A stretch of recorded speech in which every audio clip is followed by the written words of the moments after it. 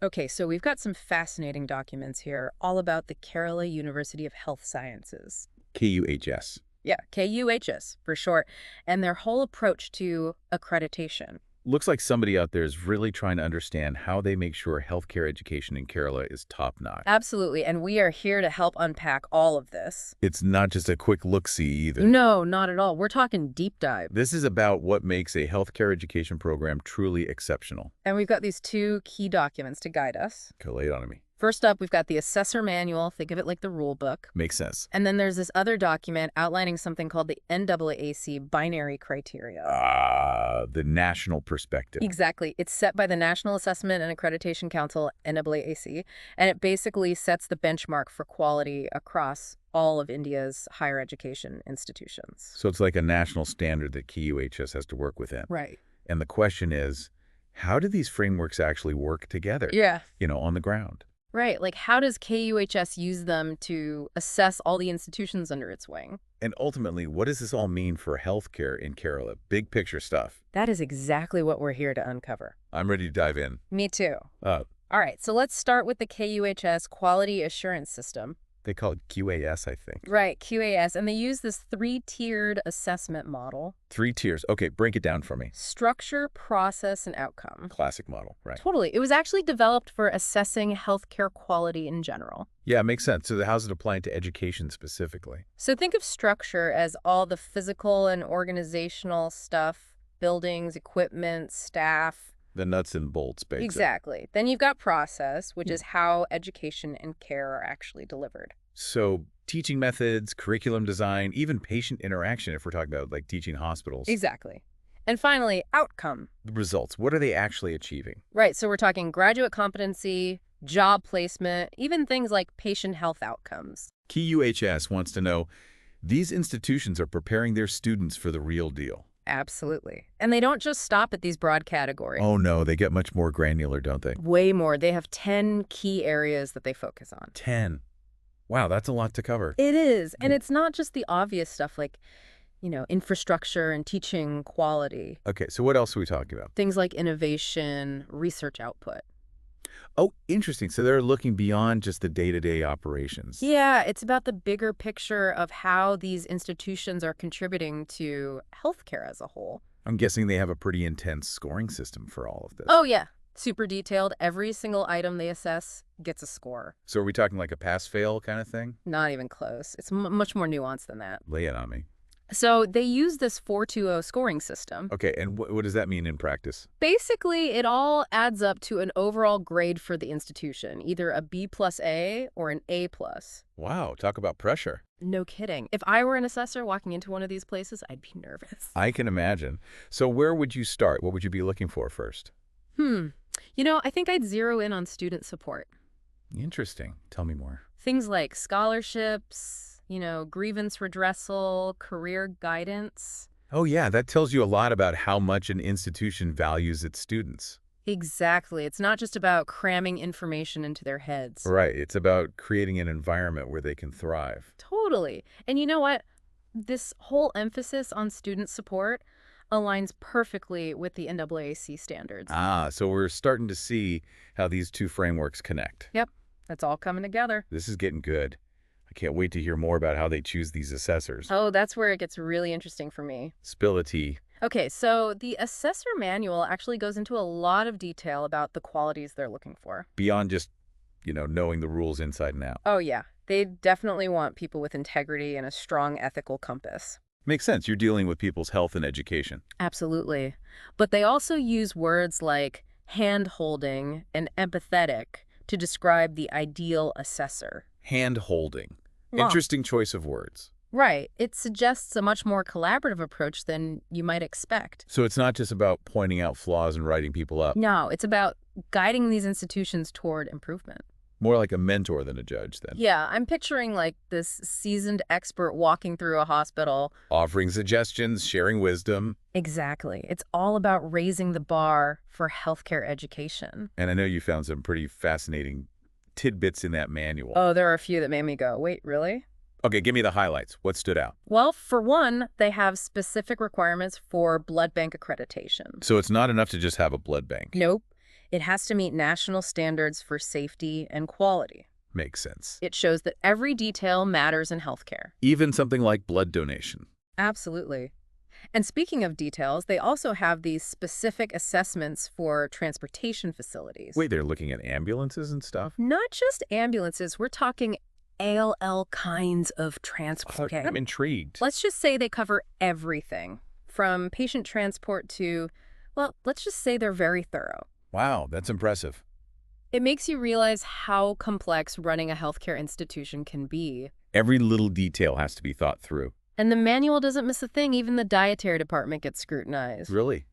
What are they looking for there? Well, they want to make sure there are provisions for special diets, allergies, religious restrictions. Oh, right. So it's about caring for the whole person. Exactly. And you know what else caught my eye? They specifically mention IT system security and patient record confidentiality. In this day and age, that's crucial. Totally. It shows they're taking patient privacy seriously. But it's not all serious business, is it? No. They also look at things like sports and cultural facilities. Yep. They even check records of intercollegiate competitions. So having a killer basketball team could boost your accreditation score. Uh-huh. Maybe not directly. But it shows a commitment to a well-rounded experience. Exactly. They recognize that healthcare professionals need more than just technical skills. Right. They need to be well-rounded individuals who can connect with their patients and their community. Absolutely. So we've got this super detailed framework from KUHS, but then we also have the NAAC Binary criteria document. Right. That adds a whole other layer to this. So how do these two frameworks actually fit together? It's like this. NAAC sets the national standards, right? Yeah. And then KUHS, while sticking to those guidelines, tailors its assessment to the specific needs of healthcare education in Kerala. Like a partnership working together to make sure future healthcare professionals are getting the best possible training. Exactly. It's like a multi-dimensional puzzle. And they're both working to create this complete picture of what quality looks like. I'm curious, are there any areas where their criteria actually overlap? Oh, yeah, absolutely. Both of them emphasize things like curriculum development. Makes sense. They both look at faculty quality, student-faculty ratios, making sure there are enough teachers for the students. Right. That's key. And they both Right. really dig into infrastructure. Making sure the facilities are up to par. Exactly. And this is cool. They both touch upon sustainability and green initiatives.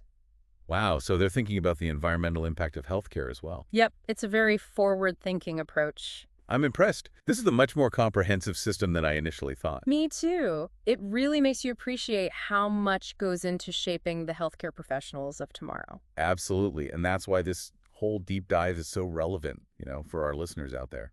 Yeah, if you're thinking about a healthcare education program in Kerala, this gives you a real insider's look at what to expect. Or even if you're just curious about how quality assurance works in education, this is a fantastic example of how it plays out in a real-world setting. With real impact on people's lives. Absolutely. And we've only just scratched the surface. Oh, yeah, there's so much more to unpack. Before we go any further, though, I want to leave our listeners with something to ponder. Okay, hit me. So the documents mention student and faculty exchange programs quite a bit. Yeah, I noticed that too. I'm wondering, what role do you think those exchanges play in boosting quality beyond just individual institutions? Something to think about as we continue exploring.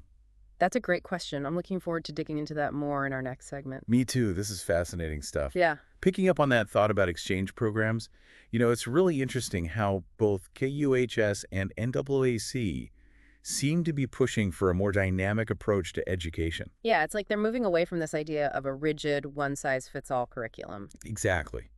They're embracing flexibility. Which is pretty cool, I think. The NAAC criteria actually highlight things like choice-based credit systems, multiple entry, and multiple exit options. Oh, I've heard of those. And there's even something called the Academic Bank of Credits. So wait, does that mean, if you're in college and you spend a ton of time on the college play or something, that could count towards your degree? Not quite that simple, but you're onto something. What do you mean? Well, they're recognizing the value of a more holistic development. Oh, right. It's not just about, textbook knowledge anymore. Exactly. And that ties in with what we saw in the KUHS manual, all that emphasis on sports, cultural activities, supporting the whole student. Okay, but let's be real for a second. A lot of people go into healthcare because They want a stable job, good pay, all of that. Sure. Does all this flexibility actually lead to better job prospects? Like, do employers actually care about that? That's the million-dollar question, isn't it? I guess so. And both documents actually acknowledge that preparing students for the real world is crucial. Yeah, they're not just living in an academic bubble. NAAC, for example, specifically mentions things like practical and industry-focused courses. So they're actually getting hands-on experience. Yeah. They even talk about embedding apprenticeships and fieldwork right into the curriculum. Wow, so it's like learning by doing, not just reading about it in a textbook. Exactly. And KUHS echoes this sentiment too. Remember how they assess teaching methodology? It's not just about lecturing anymore. Oh, right. They want to see active learning, problem solving, getting those skills that you'll actually use on the job. Exactly. But all of that hinges on the faculty, right? Of course, you could have the most cutting-edge curriculum in the world, but if the teachers aren't up to snuff, it's all for nothing. I can imagine. So faculty quality is paramount, and both KUHS and NAAC dive deep on this. Okay, what are they looking at? Qualifications, obviously, but also experience, research output, even participation in professional development. They're really making sure these students are learning from the best. Absolutely. And they even have a metric for the ratio of teaching posts filled at different levels. You mean like assistant professor, associate professor? Exactly. They're making sure there's a good mix of experience within the faculty. That's a good point. Having teachers at different stages in their careers probably creates a more well-rounded learning environment. Totally. And it also shows a commitment to faculty development, which helps attract top talent. Right, because who wants to work somewhere where there's no room for growth? Speaking of attracting talent, let's talk infrastructure. Okay, because let's be honest, no one wants to study in a crumbling building with outdated equipment. You're telling me. So what are they looking for in terms of facilities? Both KUHS and NAAC emphasize having well-equipped labs, spacious classrooms, comfortable hostels, even things like sports facilities and decent food options. They're really thinking about the whole picture. Because let's face it, the learning environment goes way beyond just the classroom. And it's not just about physical spaces anymore, right? Definitely not. In today's world, digital resources are just as important. So are they factoring that in? Absolutely. NAAC actually tracks a percentage of expenditure on things like books, ebooks, and subscriptions to online databases. So they want to see these institutions investing in technology and keeping up with the times. Exactly. And KUHS takes it even further. Remember all that stuff about IT security and data privacy? Oh, right. Yeah. That's especially important when you're dealing with sensitive healthcare information. Exactly. So both frameworks are acknowledging that technology is an essential part of a modern education. But it's not just about having access to information, is it? No, it's also about how you use that technology to actually enhance the learning experience. Okay, so what are we talking about here? Both documents mention things like learning management systems, virtual labs, even using like augmented and virtual reality in the classroom. Wow, that's pretty cool. It's really exciting to see how technology can make learning more engaging and effective. I can imagine. But all of this, the technology, the infrastructure, the top-notch faculty, it all costs money. That's true. So how do these institutions keep up financially? That's a valid concern, and both KUHS and NAAC actually address it. Okay, what do they say? They're looking at things like the ratio of income to expenses, different revenue streams, even strategies for creating a corpus fund. So they're encouraging institutions to be financially responsible and plan for the future. Exactly. And it's not just about having money, it's about managing it ethically and transparently. No funny business allowed. Right. They even talk about internal and external audits to make sure funds are being used appropriately. It's all about building trust, right? Absolutely. Trust within the institution, but also among the public and potential donors. So we've talked about the curriculum, the faculty, the infrastructure, the money. It's like we're building this perfect healthcare education system brick by brick. Yeah, it's coming together. But where do the students fit into all of this?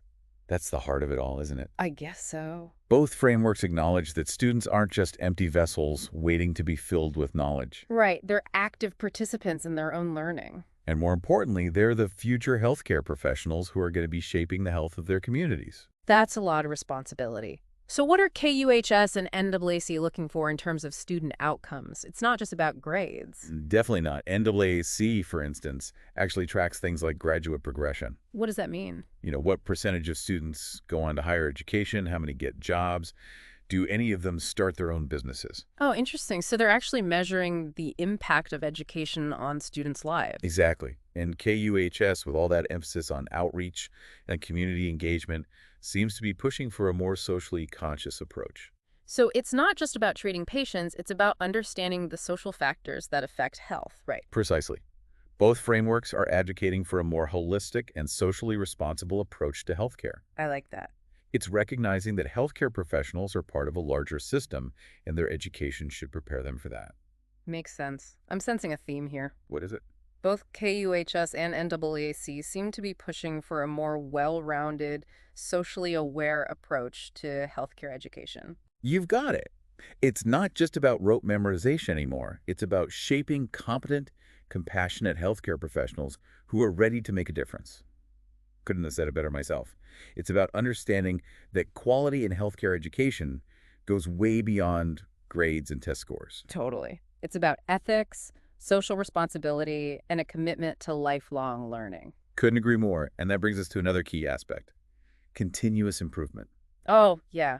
Because the world of healthcare is constantly changing. Exactly. So education has to keep up. Makes sense. So how do KUHS and NAAC approach this? Well, they both emphasize regular curriculum revision, incorporating the latest advancements and all that. So they're not just stuck in the past. Definitely not. Okay. They're also encouraging the adoption of new technologies and approaches to keep things fresh. And they're looking beyond the walls of the institution too, right? Absolutely. NAAC is a big proponent of student and faculty exchange programs. Oh, right. Like sending students to study in different parts of India or even abroad. Exactly. And bringing in students and faculty from other places as well. It's all about cross-pollination of ideas. It is. And those exchanges are so valuable. They expose people to different perspectives, best practices, cutting-edge research. It's like a global conversation about healthcare education. That's a great way to put it. And it's not just about learning from others, is it? No, it's also about sharing your own knowledge and contributing to the advancement of healthcare. So both documents emphasize research and innovation. Absolutely. They want these institutions to be at the forefront of healthcare knowledge. That's pretty cool. It's like they're not just training practitioners, they're cultivating the next generation of leaders and innovators. Exactly. It's a really inspiring vision, one that sees healthcare education as a catalyst for positive change. It's not just about meeting the bare minimum, it's about striving for excellence. I love that. And that's what makes this whole deep dive so fascinating. Totally. It's not just about understanding these two frameworks, it's about getting a glimpse into the future of healthcare education. And the values that are shaping that future. So on that note, I think it's time we move on to our final segment. Okay, sounds good. We talked a lot about the big picture, but I'm curious to see how these values actually play out in practice. Me too. Let's get into the specifics. Are you ready for some concrete examples? Bring it on. Okay, so we've talked big picture, but I want to get down to the nitty-gritty. Like, how do these values actually play out in the real world? Right. Let's look at some specific examples of KUHS and NAAC putting their money where their mouth is, so to speak. I like that. So where do we start? Well, one thing that really jumps out is their focus on student support. Okay, in what way? Well, the NAAC criteria specifically call out things like remedial teaching, bridge courses, even language proficiency courses. Oh, interesting. So they're acknowledging that not everyone comes in at the same level. Exactly. They recognize that students come from diverse backgrounds with varying levels of preparedness, and that's okay. That makes sense. Not everyone has had the same opportunities. Right, and it's great that they're providing support to help those students catch up. So it's not a sink or swim environment. No, not at all. And KUHS is right there with them. Their assessment manual has a whole section on identifying and supporting students who might be struggling academically. That's good to hear. No one should be left behind. Exactly. And they even have a metric for measuring how effective those support mechanisms are. So they're not just offering help, they're actually tracking whether it's working. Exactly. It's all about accountability and making sure everyone has a chance to succeed. I like that. But it's not just about academics, is it? No, it's about creating a truly inclusive learning environment, one that values diversity in all its forms. Okay, give me an example. Well, NAAC, for instance, has a metric that looks at the diversity of leadership within the institution. They're paying attention to things like gender representation, making sure there are women in leadership positions. So it's about more than just ticking boxes. It's about real representation. Exactly. It's about fostering an environment where everyone feels valued and respected regardless of their background. And that makes a huge difference. Absolutely. But even in the best environments, conflicts can arise. People have complaints, things happen. That's life. So how do KUHS and NAAC deal with those situations? Both frameworks place a strong emphasis on clear grievance redressal mechanisms. Okay, what does that mean in practice?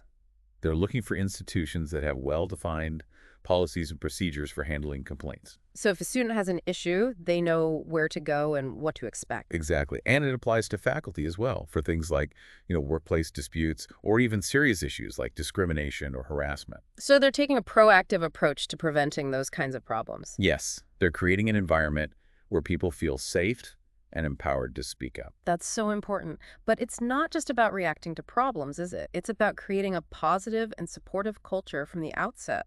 Exactly. They're looking at things like mental health support, counseling services, fostering open communication. So it's a much more holistic approach to well-being. It is. It's about recognizing that healthcare professionals are people too, and their well-being is essential for providing quality care. Absolutely. A burned-out doctor is not going to be at their best. Exactly. So we've talked about diversity, inclusion, grievance redressal, well-being. What else stands out? Well, sustainability comes to mind.